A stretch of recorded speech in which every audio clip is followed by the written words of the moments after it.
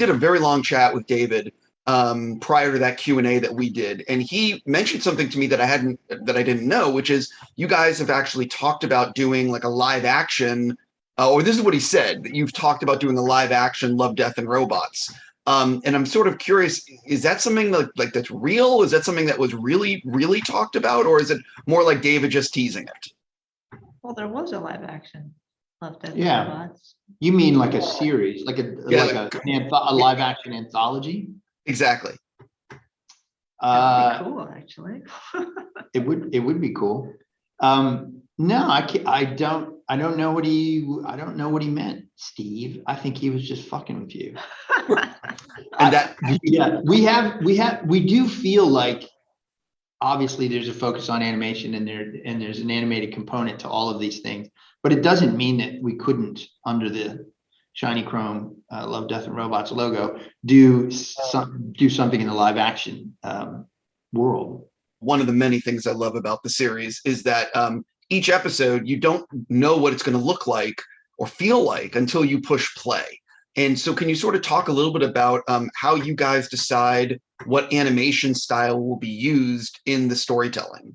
Sometimes it doesn't come out until we meet the director and their particular pitch, because sometimes you're leaning into whatever that director's specialization is. Like in some cases, though, we will try and find the director or studio that specializes in that thing. For instance, something like a stop motion piece, you're only going to be talking to certain studios because that's what they do.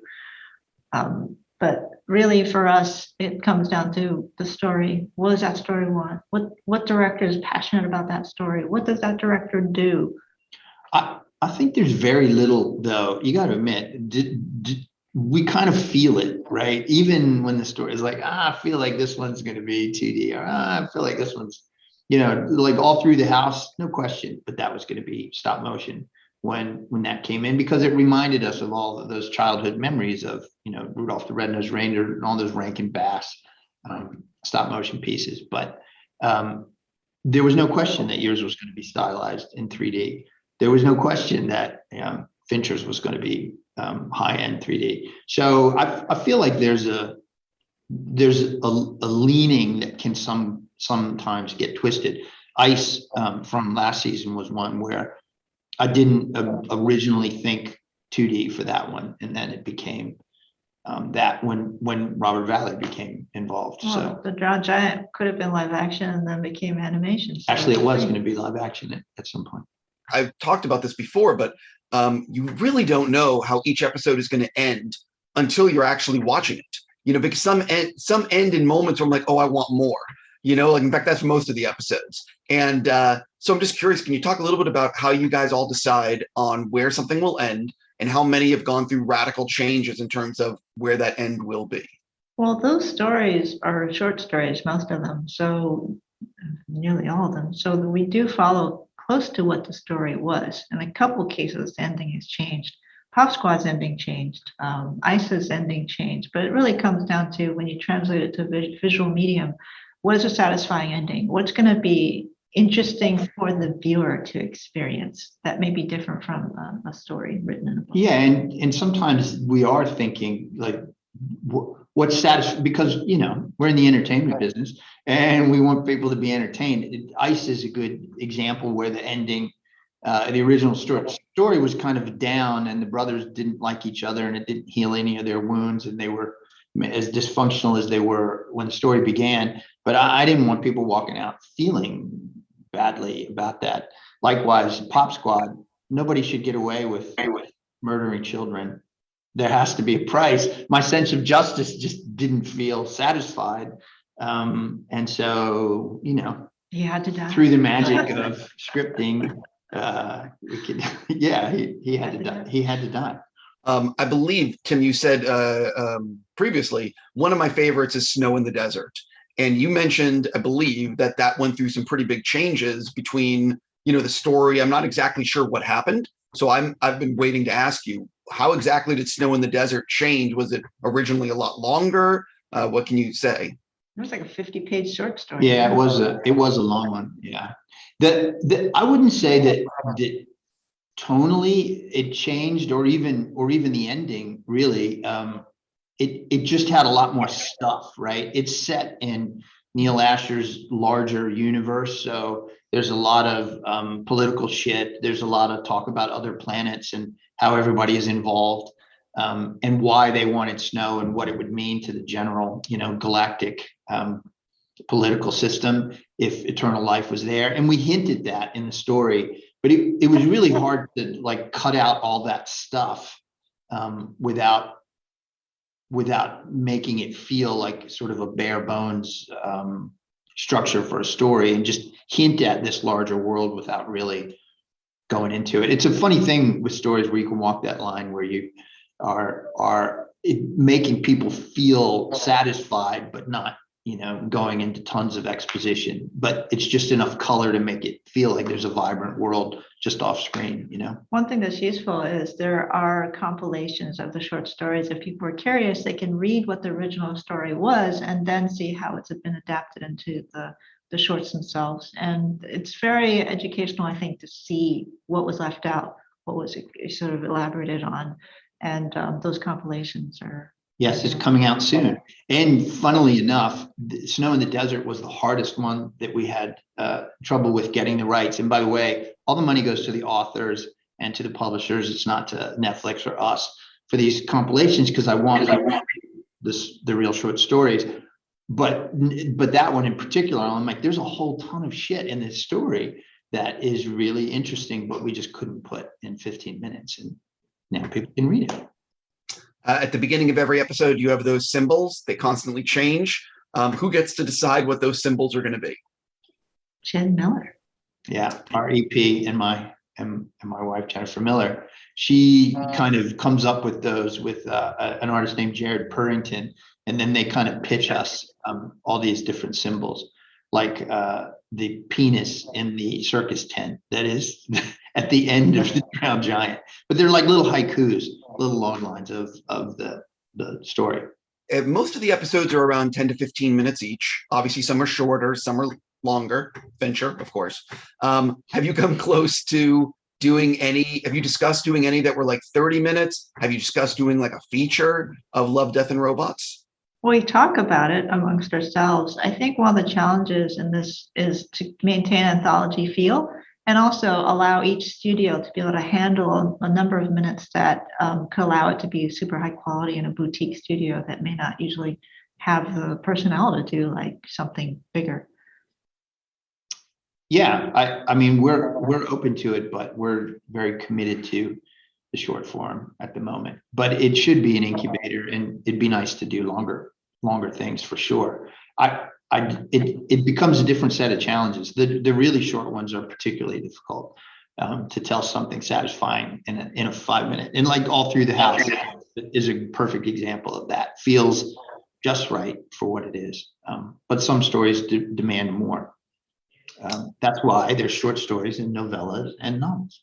Have any not been made due to cost? Like, even if it was going to be 15 minutes, just the challenge, I don't know, the challenges of making it, just, you know what I mean? There was one episode that we didn't make simply because of the sheer number of creatures.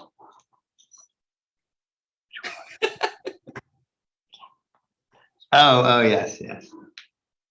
Now that one would have been amazing. We had a director that wanted to do it so badly. They wanted it so bad, but we looked at it and thought, dinosaurs are expensive. yeah, Lots of dinosaurs are very expensive. all different dinosaurs. You can't list any of those models. Yeah. Heaven forbid you see the fucking same dinosaur twice. No, but we regularly go through a compression process, and you can. I've been doing this so long now that when I work on the scripts, I'm trying to get rid of the really obvious budget bust elements. Or things that are going to kill animators, unlike Alberto, who enjoys making life difficult for himself and his crew. Let's do cloth in water with hair and Coins. blood, lots of blood. Yeah, and lots of coins in trees. That episode, I don't know how he did it. We could spend the 20 minutes just talking about that. Have you guys actually, I know that one of the things about Love and Death and Robots that's great is you're championing championing, I don't know what that word is, short stories and novellas in new worlds that people have not seen. However, I love the storytelling, and I'm curious if you guys have ever discussed like using IP of like IP that exists and trying to tell a Love, Death, and Robots story with that IP. I had never thought of that until this brilliant interviewer suggested it to me during a phone call, and I thought, genuinely, that's a genius fucking idea. Politically and creatively, I thought that was a great idea. I do think that it is a challenge that we pick 18 stories that very few people have read or heard of, even though some are by enormously famous authors, and present them to the world. You can't deny that it would be helpful that if some of these were very well known brands in and of themselves. So it's an interesting story, but I do feel like you lose a little bit of freedom because you're kind of, you're restrained by what's been done before, and being true to the brand, as Blur works in video games all the time, and you have to draw within the lines, which is cool, I mean, there's also the added advantage of the fan base with the IP, but anyway, Jen, David told me that you helped him do the storyboards on his episode. And he said he would talk to you like Monday, Wednesday, and Friday for like an hour, or maybe he said it's once a week for an hour. But he said he was very grateful. So what is it like doing storyboards for David Fincher? It was crazy. It was awesome. I mean, I love doing storyboards. I always storyboard all my own stuff. I helped a lot of the directors storyboard on the show because I don't come out of their budget. I'm like a free storyboard artist. Do you want help story? I'll do story for you. She did a ton. Well, it's, I'm free. But in the case of David Fincher, I think that he comes from live action. Even though he's a huge supporter of animation, the process of it might have been a little bit more to deal with. And we wanted to make sure he didn't have to deal with as much as he had to. Storyboarding with him is like going through film school because you are learning about lenses and cameras in a way that's very much live action based, and also trying to funnel it into something that's animatable. So he would just on the Zoom call be talking you through shots, and I would literally storyboard as fast as he was talking, trying to get these little stick figures done as quickly as possible. And then I would send it to him like a couple hours later, and then he would send me notes and I'd send it back to him, and then we would do that back and forth, and we did that for pretty much the entire short, except for a couple of the conversation spots, because then you could plot that out in the room. Jen has this skill that I think is very necessary for this show. I have it to a lesser degree, but I'm continually a work in progress, where you can put yourself in the position of, I'm just going to help this person do the best version of their vision, right? So you're not there to, like, a director is usually supposed to be the one going go that way and do that and make it red. But in a lot of a lot of this job is helping other people achieve their vision, and it's a particular mindset that you can sort of go into. I was second unit for David on some of the bad traveling stuff, because I could be helpful about mocap or things like that. Jen did storyboards, and you just kind of put your ego and what you would do to one side, and try and use your skills in the direction that they want to go, even if it's not the one that you want to go. And it's really rewarding. Working with Alberto is particularly that way, where there's so many decisions that I go, fuck, I would never do that. And then you look at it and you go, but it's fucking cool. And that is what this show is about in a lot of ways. I'm curious, Tim, what is it like to try to keep Fincher on budget and letting go of shots when he is a perfectionist? Everybody thinks that he's got this fearsome reputation, and it is deserved, but he's never been anything but reasonable with me in that regard, for sure. At the end of Dragon Tattoo, when we did the title, which was the first time we really worked together, he called me and said, hey, I'm in the neighborhood, I'm going to drop by at the end of the process. And I kept waiting the whole time for the shoe to drop, right? The other shoe to drop, the David Fincher that you hear stories about to come out. And I'm like, well, why are you coming by? What's wrong? Is there something that, And he's like, dude, I'm just coming by because I'm in the neighborhood and I want to applaud because I think it looks great. And that's the way he's always been. He's a good collaborator, good with the actors, good with the artists, good with all of us.